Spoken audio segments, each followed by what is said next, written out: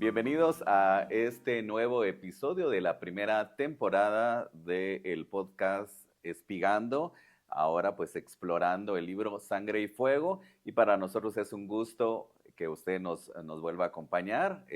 Mi nombre es Gerson Méndez y hoy tengo de nuevo el gusto de poder compartir este podcast con Wendy Ardón. Bienvenida. Hola Gerson, gracias. Bueno, hay mucho, de verdad, se nos hace muy corto el tiempo a través de los podcasts, gracias a los comentarios, Amén. nos han escrito también con alguna que otra interrogante o felicitándonos por estos podcasts. La verdad, lo interesante del podcast es tener una charla amena, ¿verdad? Amén, Un así es. espacio donde podamos compartir y obviamente pues yo me apoyo ahí en el conocimiento bíblico que tiene Wendy y hacemos una charla muy interactiva, muy fascinante el poder conocer la palabra de Dios de esta Amén. manera, ¿verdad? A través de los podcasts. Amén, amén, sí.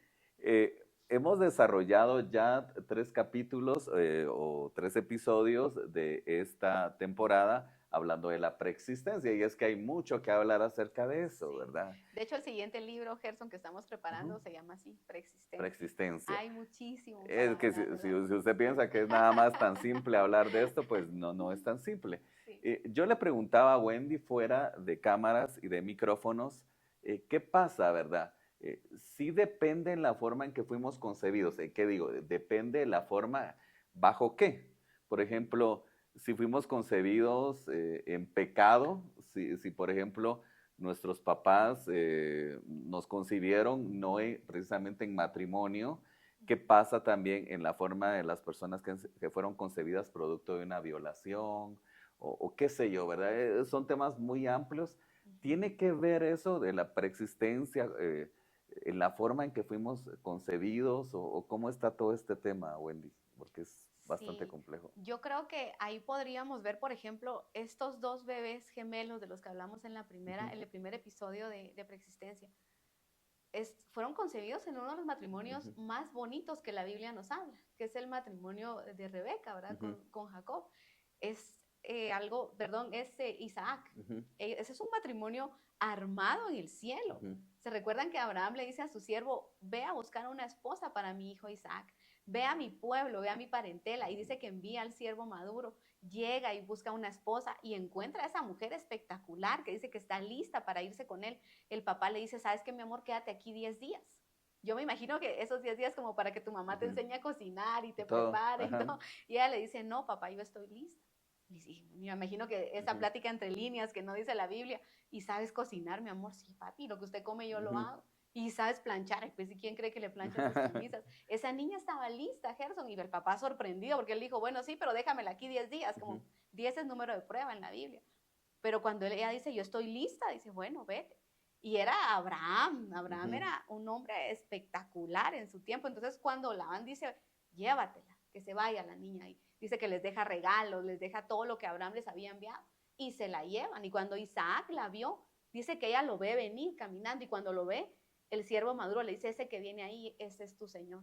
Entonces dice que ella se cubre y él la vio y al verla la amó. Miren qué matrimonio tan sí, sí, ujú, espectacular, armado en el cielo. Fue una cosa preciosa y que no me metía a detalles, pero ujú, ahí tenemos para hablar un podcast entero. Es hermoso ese matrimonio. Y concibe ella a un par de gemelos. Y dice la Biblia que uno de ellos es amado y el otro es aborrecido por Dios. Y uno dice, pero si es un matrimonio de los, yo diría en la Biblia, quizá de los contados con los dedos, armados en el cielo.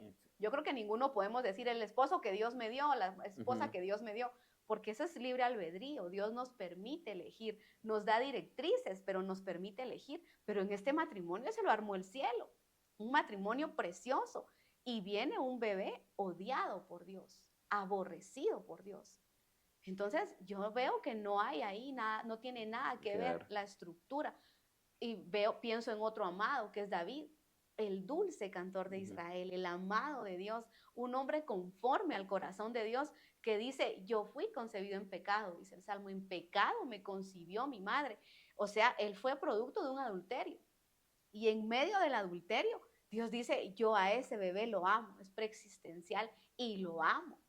El mismo Salomón si se recuerdan cuál es la historia de Salomón, dice que David salió al terrado de su palacio y ve a la vecina bañándose, la esposa de Urías el Eteo, que era su amigo, porque además de ser general de los ejércitos de Israel, era su amigo.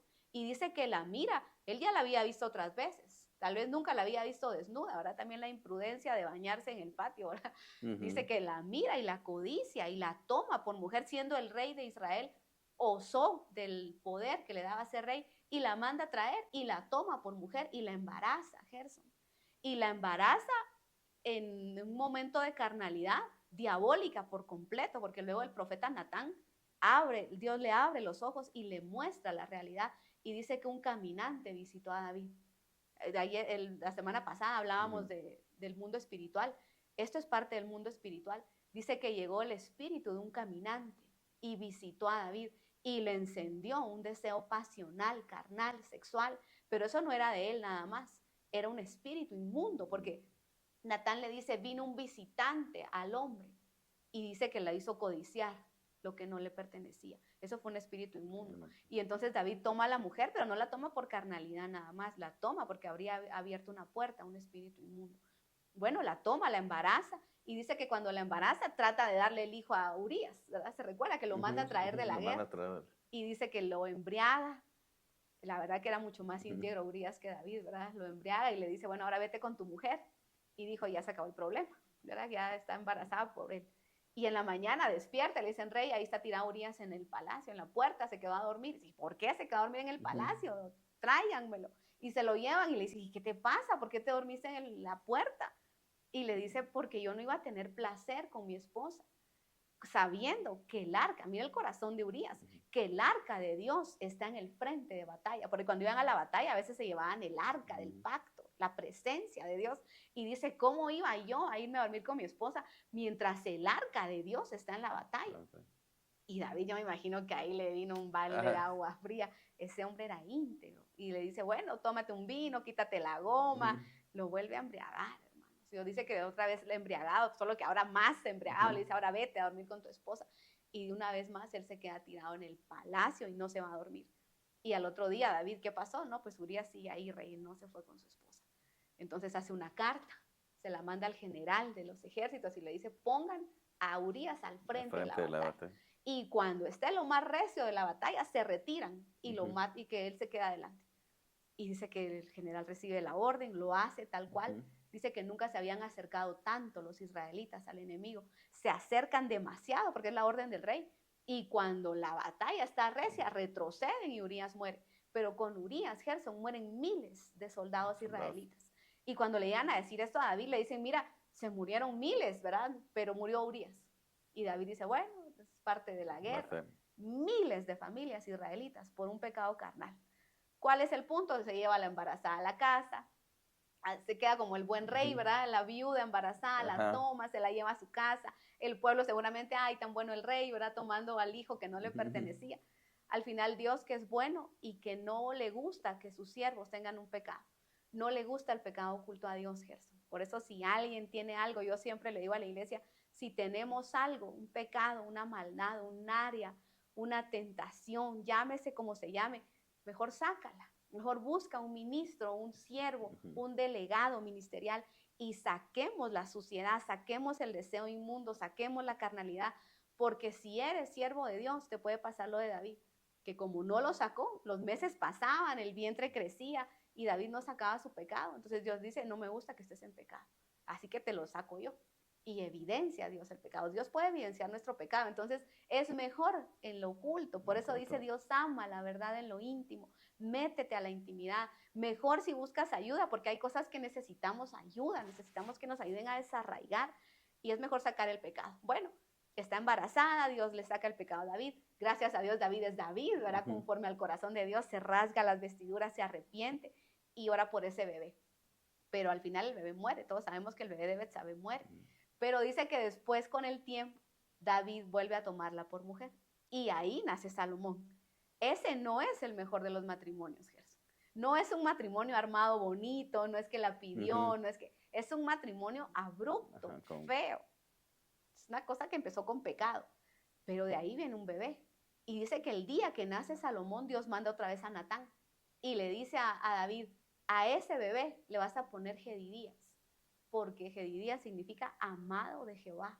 Y dice, a ese bebé yo lo amo. Y entonces vemos eso de estar como en Samuel, primera y segunda de Samuel.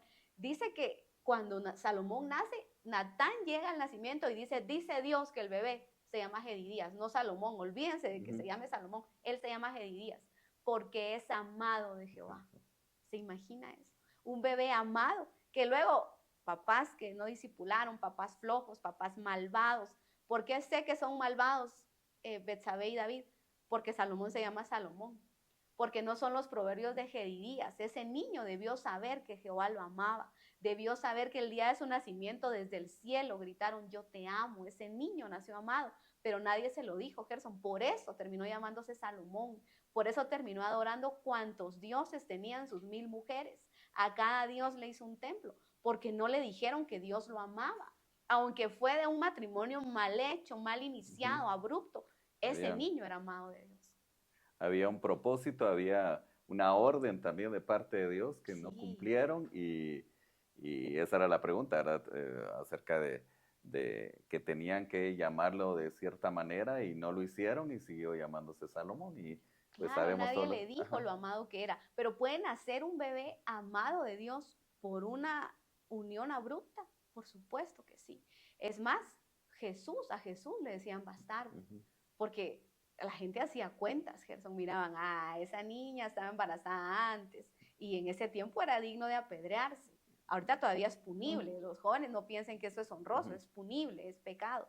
El matrimonio debe ser, el acto sexual debe ser en el matrimonio, en el lecho sin mancilla, no con una novia, con otra, a cada una le dejas parte de tu vida, porque dice la Biblia que cuando se une una persona sexualmente con otra, se vuelven una sola carne.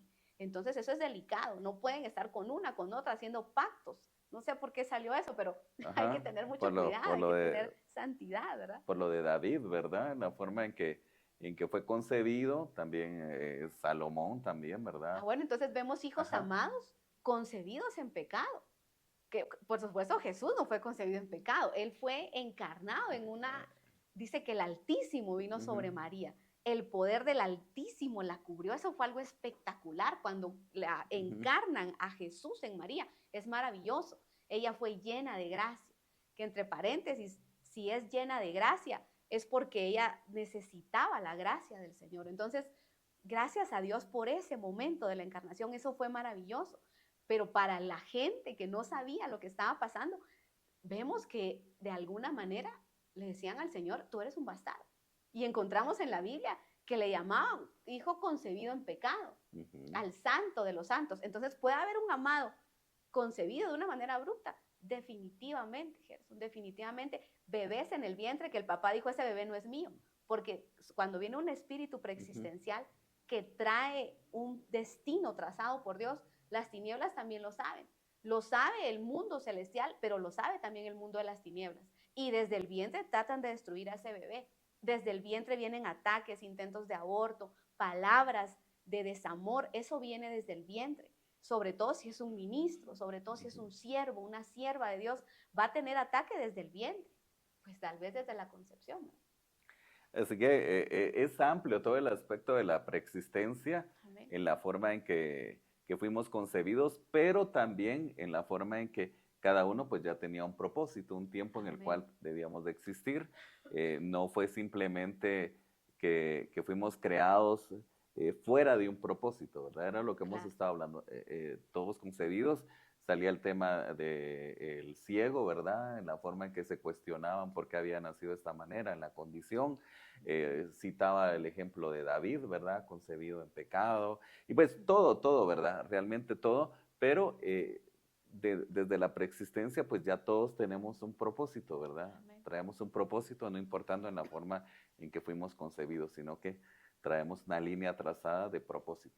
Y es que eso es maravilloso, Gerson, porque miren lo que dice Romanos 8:28, en donde se establece el propósito de nuestras vidas, el destino de nuestras vidas, porque si estamos hablando de preexistencia, también estamos hablando de una predestinación, un destino trazado previamente a nuestra existencia. Y miren lo que dice Romanos 8, 8:38 dice, sabemos que a los que aman a Dios, todas las cosas les ayudan a bien. Esto es a los que conforme a su propósito, lo que usted me está diciendo, son llamados. O sea, hay un propósito y según ese propósito, Dios nos llama. Y yo siempre he pensado que nacemos con ciertos rasgos. Hablando otra vez de su voz, ¿verdad? Que hablamos hace una semana. Cuando uno nace con un rasgo como ese, uno entiende, esta voz es un rasgo preexistencial. Para algo Dios le puso esa voz. Y gracias a Dios usted la pone al servicio del Señor, al servicio de la predicación de la palabra, al servicio de Él, porque son rasgos preexistenciales. Hay gente que de repente, por ejemplo, cocina muy rico. Y dice, wow, es que como ella no cocina nadie. Y de repente empiezan a bendecir a la iglesia con las habilidades que tienen. Y uno dice, son rasgos preexistenciales. Algunos somos manos en el cuerpo de Cristo, otros somos boca, otros somos ojos. Cada quien tiene un rasgo distinto. Pero dice que conforme al propósito preexistencial, Dios nos llama. Eso es lo que está diciendo el apóstol Pablo acá. Y dice que a los que antes conoció, no sé si recuerdan, pero hablamos del verbo conocer en la Biblia. El verbo conocer es, por ejemplo, en Génesis dice, y conoció a Adán a su mujer Eva. Sí, es ya... De intimidad, hablando algo de intimidad, no de conocer de hola, mucho gusto, o de ver. El verbo conocer en la Biblia habla de intimidad. Entonces, cuando dice que Dios nos conoció, es porque nos conoció, hermanos. Hablamos con Dios, estuvimos con Dios. Es más, Él es el Padre de nuestros espíritus. Entonces, tuvimos una relación de paternidad con Él. Y dice que a los que antes conoció, también los predestinó para que fuesen hechos conforme a la imagen de su Hijo, para que Él sea el primogénito de muchos hermanos. A los que predestinó llamó, a los que llamó justificó, y a los que justificó, a estos también glorificó. Entonces hay un conocer y hay un destino que Dios le da a nuestros espíritus. Quizá ahí podríamos hablar un poquito de las simientes, ¿verdad? La simiente divina, la simiente diabólica y la simiente humana. Que este tema me encantaría tener un pizarrón, ¿verdad? Para poderlo explicar. Porque no hay como verlo, ¿verdad? En un pizarrón, pero hay 3 tipos de simientes. La simiente divina es el que reconoce la voz de Dios. Dice Jesús, mis ovejas oyen mi voz y la reconocen. Habríamos hablado un poquito de eso, porque ya tuvimos un conocer de Jesús, ya tuvimos, nos presentaron al Cordero desde antes de la fundación del mundo. Y me gustaría leer un pasaje, creo que ahorita este es un poquito más estudio, que las otras han sido más pláticas, pero mire lo que dice Tito 1:2, y esto es algo muy importante para todos los que amamos al Señor. Dice Tito 1:1, Pablo, siervo de Dios y apóstol de Jesucristo, conforme a la fe de los escogidos de Dios y el conocimiento de la verdad que es según la piedad. Oiga esto, en la esperanza de la vida eterna, la cual Dios que no miente prometió desde antes del principio de los siglos. O sea, todavía Dios no había creado el tiempo, porque debe haber habido, pues como no había tiempo, ¿verdad? Antes de que el tiempo fuera, quién sabe cuánto estuvo Dios siendo solo Él. Y era suficiente y feliz porque Dios es Dios. Pero de pronto Él decide crear, y cuando Dios decide crear, crea el tiempo. Una de las primeras cosas que Dios hace es el tiempo, el cronos, como nosotros lo conocemos. Eso tiene un inicio. El tiempo tiene un inicio porque es una creación. Entonces dice que antes del principio de los siglos, antes de que el tiempo fuera, Dios a nosotros nos prometió un Salvador. O sea que antes de venir a esta tierra, nosotros tuvimos la promesa de un Salvador, Gerson. Dios nos prometió la salvación por medio de un cordero. Eso que estudiamos en el libro, el Cordero de Dios, toda esa promesa es una promesa preexistencial, ¿verdad? Venimos con una promesa preexistencial, y en esa promesa de la vida eterna, algunos nos acogimos a la gracia y otros no se acogieron a la gracia. Otros decidieron salvarse por sus propias obras. Ahora, ¿será que alguien se puede salvar por obras? ¿Será que alguien podría decir, yo me salvo por mis propias obras? A mí ábranme el libro de las obras, porque yo con eso me voy a salvar. Y hay mucha gente que cree eso. Pues puede llevar una vida quizá desordenada, una vida no apegada a los preceptos de Dios, a lo que Dios dejó establecido, pero creen que a través de la obra, de poder ayudar a otros, pues ya obtenemos la salvación, y no es de esa manera. Y sabe que hay un libro de obras. De hecho, está el libro del Padre, en donde están escritos los nombres de todas las creaciones. Está el libro del Cordero, donde está escrito el nombre de todos los salvos. Y está el libro del Espíritu Santo, que es el libro de las obras. Y dice que todo aquel que no se halló escrito en el libro de la vida del Cordero, le abrirán el libro de las obras, que está en Apocalipsis 21. Y dice que cuando le abran el libro de las obras, ninguno se va a poder salvar por obras. ¿Se imagina qué tantas obras hay en ese libro que nosotros debemos hacer y no hacemos? Y es que al fin es por fe y no por obras, ¿verdad? Esa es la gracia. Okay. Y eso es lo que nosotros, el que se acoge a la gracia, el que se acoge al Cordero de Dios, es lo mejor que nosotros podemos hacer, porque por nuestras obras jamás podríamos salvarnos. Entonces la única obra que salva es la obra de la cruz, la obra redentora, la obra del sacrificio. Esa es la obra que nos salva. Y es a la obra a la que todos nos tenemos que pegar, la única obra salvadora. Pero todo aquel que dice, no, yo no quiero, lo dijo.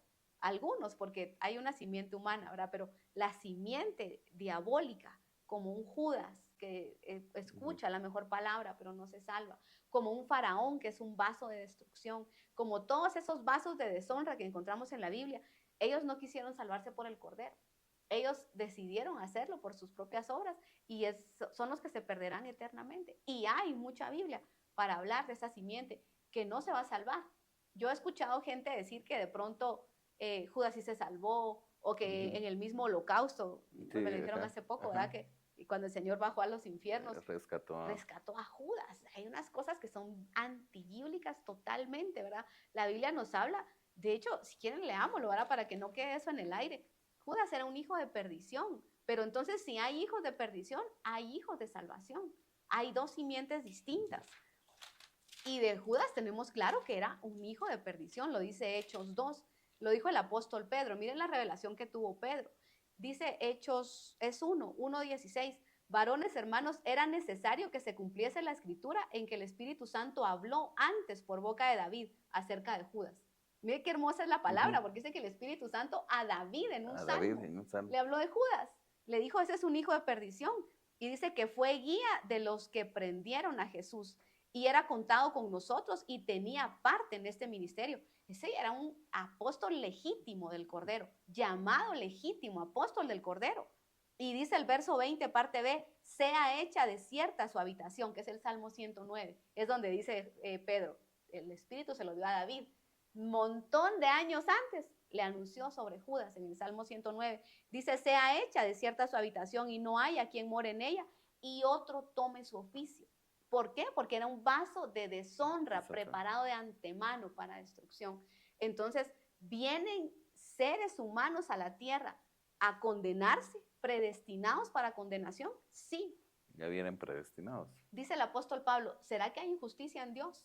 1 Corintios 9, si no estoy mal, en que uno nazca para salvación y otro para perdición. Y dice, en ninguna manera, porque no fue que Dios decidió, tú te salvas y tú te condenas, no, es una decisión personal, es una decisión preexistencial, espiritual. Acuérdense que de nuestro ser, el que tiene la conciencia es el espíritu. Dice la Biblia, el que conoce los secretos del hombre es el espíritu del hombre. El neuma, nuestro espíritu, ese es el que nos conoce, ese es el que preexistió y ese es el que decidió. Ahora, ¿ya decidieron todos? No. Hay una simiente que ya decidió por Jesús, que le sirve, que escucha la palabra y empieza a llorar y se quebranta y dice, ese es mi Jesús, ese es mi Salvador y se salva muy fácil. Hay otra simiente que dice, yo no quiero nada con Jesús, predestinada, porque así lo decidió, no por Dios. Por supuesto, Dios lo predestina, pero por decisión propia, cada quien decidimos. Pero también hay una simiente que todavía no ha decidido. Y es por eso que predicamos, es por eso que abrimos podcast, es por eso que, porque el que es de Dios, Jesús dijo, esos están en mi mano. Y de mi mano nadie los puede arrebatar. ¿Quién le arrebata a Jesús una oveja de la mano? Nadie. Entonces ellos están garantizados porque ya eligieron al Cordero. Pero hay un grupo de humanos que no ha elegido. Y esa es la razón de nuestra predicación y esa es la razón de que les decimos, denle like a la página para que llegue a alguien, para que alguien escuche, para que ojalá alguien tome la decisión de seguir a Jesucristo. Esa es la razón, Gerson, de viajar, de predicar, de escribir. La razón de esto es predicarle a Jesucristo al que todavía no le ha conocido. Espigando, pues se trata de eso, de explorar las escrituras, de abordar temas, más que crear una polémica, es es realmente ir al fundamento de la palabra de Dios, ¿verdad? Amén. Aunque hemos también se ha desarrollado que el hecho de fundamentar todo lo que se dice a través de la palabra de Dios, pues crea discrepancias, a veces Sí. puntos de vista diferentes, pero Amén. hay realmente mucho. Lo fascinante de todo es que todo está en base a la palabra y lo que nos ha faltado es espigar, es explorar la palabra de Dios y darle la interpretación correcta, ¿verdad? Porque Amén. realmente a veces nos vamos por textos bíblicos generales o una forma de ver la Biblia muy general, O cuando, aislados, o ¿verdad? Sin aislado, contexto, sin un texto contexto. sin contexto. Dentro de toda esta predestinación y todo, ya para ir terminando, y esto nos va a servir para los siguientes episodios, pensaba en alguien, un personaje bíblico que inclusive maldijo el día en que había nacido, ¿verdad? Ah, sí, Job. Se recuerda, él Sí. dijo, ¿verdad? Pero él le sucedieron muchas cosas pues malas, si usted lo quiere ver así, Ujú. pero no era porque él estuviera en pecado, sino que había un propósito, ¿verdad? Claro, porque Dios lo presumió en el cielo. Ajá. Dice que estaba Dios en la reunión con sus hijos. Había una Ujú, reunión, que por cierto ahí vemos que el diablo es ujú, un hijo de Dios. ujú, Si alguien se pregunta, ¿será hijo de Dios el diablo? Pues dice que Dios estaba en una reunión con sus hijos. Y ahí llegó el diablo. Y le dice, ¿de dónde vienes? Y le dice, de rodear la tierra. Pero habían otros. ¿De ujú, dónde vendrían los otros? Hablando de otras creaciones. Por supuesto que hay otras creaciones, hay otras tierras, hay otros mundos. Y el diablo específicamente venía de rodear la tierra. Y le dice, ¿y ya viste a mi siervo Job? ¿Ya viste cómo me ama ujú, ese hombre? ¿Ya viste cómo me cuida mi presencia, la atiende? Ah, pero porque lo ha acercado. Sí, ahí no me dejas ujú, acercarme, le tiene cerco a la casa, a los hijos, al corazón. Yo estuve estudiando hace unos días los cercos. ujú. Por ejemplo, la paz dice que cerca nuestros pensamientos. Es algo muy bonito, de repente lo podemos hablar un Sí, día. sí. Pero dice que Job tenía cercado todo, tenía guardado todo, Gerson. Yo me Eh, imagino que el Ese vallado pensamiento, que se dice que él sí, hace sí, vallado alrededor de los que lo es aman. eso, Ajá. exactamente. Y el diablo le dice, ay, ¿por qué no me dejas tocarlo? Quítale el cerco y ahí me meto. Y le dice, bueno, tócalo. Empieza con toca sus cosas, toca y Ujú, poco a poco hasta que le toca hasta la planta de los pies enllagada. Ese hombre le tocaron todo, pero ese no pecó. Jehová dio, Jehová quitó, o sea, su nombre bendito, adoró. No, ese hombre en un fue momento espectacular. llegó un punto donde él eh, como que maldijo el día que había nacido, ¿verdad? Y sí, Eh, el de pero, la concepción maldijo. exacto, el día de la concepción, el día Ajá, que fue concebido, ajá, básicamente, ya yendo al término correcto, el día ujú, que fue concebido. ajá, Pero también ahí entendemos, puede existir ahí la fase de una preexistencia, de que Job fue elegido para algo fundamental, ¿verdad? ujú, Predestinado para algo, y no fue claro, precisamente lo que decíamos, de que él estuviera en pecado para todo lo malo que le pasó, porque claro. alguien pudo haber dicho de plano Job, saber en qué andaba metido, Y se saber lo qué decían hizo, sus ajá. amigos. Sí, saber en qué hiciste. Piensa tus caminos. Esos amigos de Job Ujú. parecían enemigos, O, Gerson. o la misma esposa de Job, ¿verdad? Que le Maldice a pedía Dios que, y muérete. ajá. Sí, ella Entonces, fue terrible. es parte de eso, ¿verdad? Le pasó todo esto, pero con un fin, ¿verdad? Claro. O sea, Y tenemos uno de los libros más profundos de la Biblia, con unas revelaciones espectaculares. A Job le dice Dios, ¿dónde estabas tú cuando yo creaba la ujú, tierra? ¿Cuándo se creó la tierra, Gerson? Hace más de 9.000, 10.000 ujú, millones de años. Como que Dios hoy nos preguntara, ¿dónde estabas tú hace 10.000 millones de años? Nos deja fríos. Así se quedó Job. Y le dice, yo no sé, Señor, tú lo sabes. Y una versión dice, tú lo sabes, pues ya eras, dice, ya eras viejo para ese momento, cuando yo creaba la tierra. Job 38:4. ¿Dónde estabas tú cuando yo creaba la tierra? Y Job, yo no sé. Y Dios le dice, tú lo sabes, porque para entonces ya habías nacido y ya eras viejo, dice una de las versiones antiguas.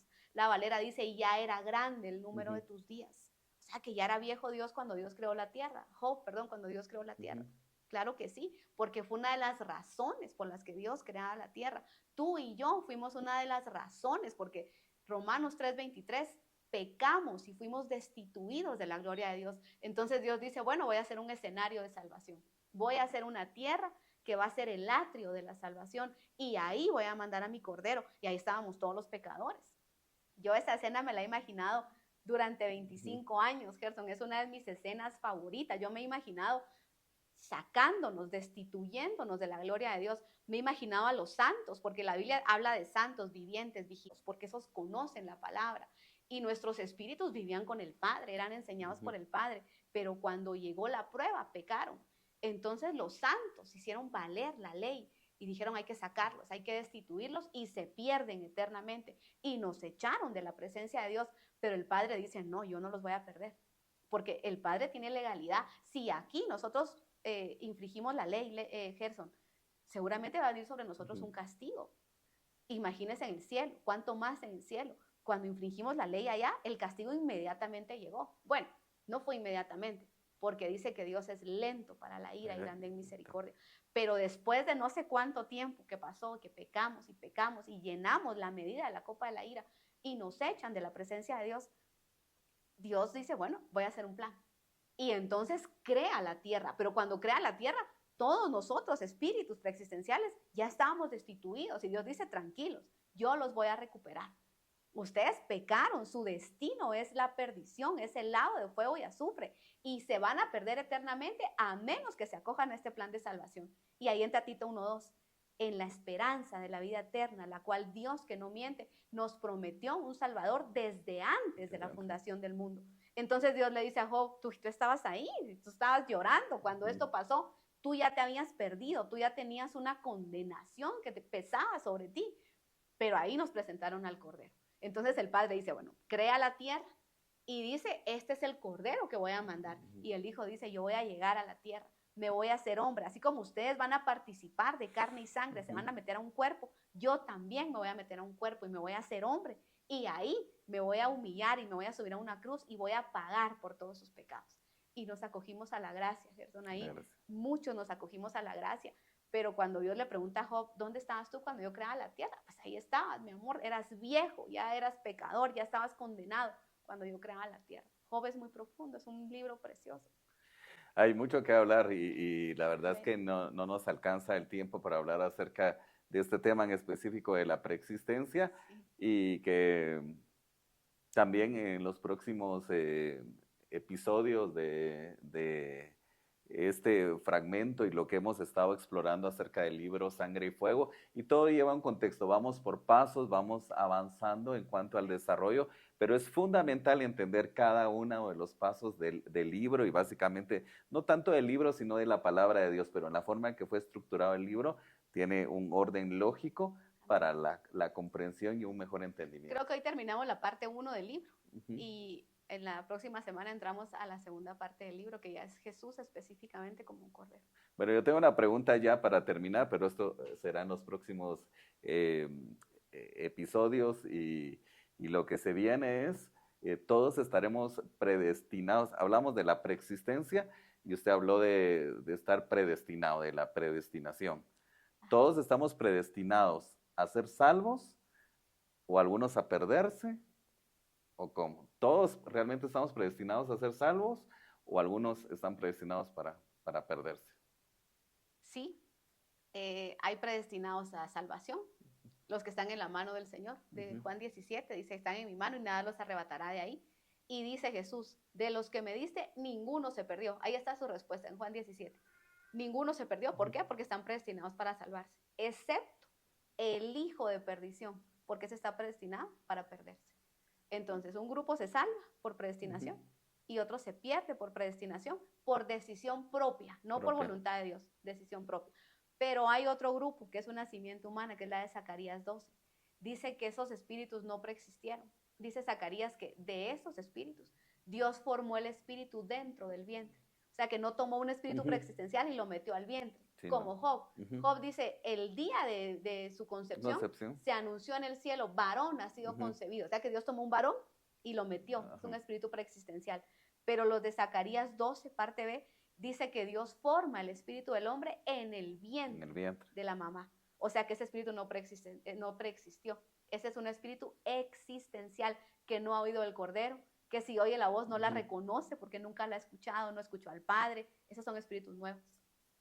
Bueno, fascinante. Amén. Pero eso quedará en los próximos episodios de esta primera temporada del libro Sangre y Fuego. Así que te invitamos también para que puedas adquirir el libro, para que lo puedas leer y comprender de mejor manera lo que estamos hablando a través de estos podcasts. Mi nombre es Gerson Méndez y hoy también de nuevo Wendy Ardón. Gracias. Y muchas gracias por la atención a estos podcasts. Hasta luego.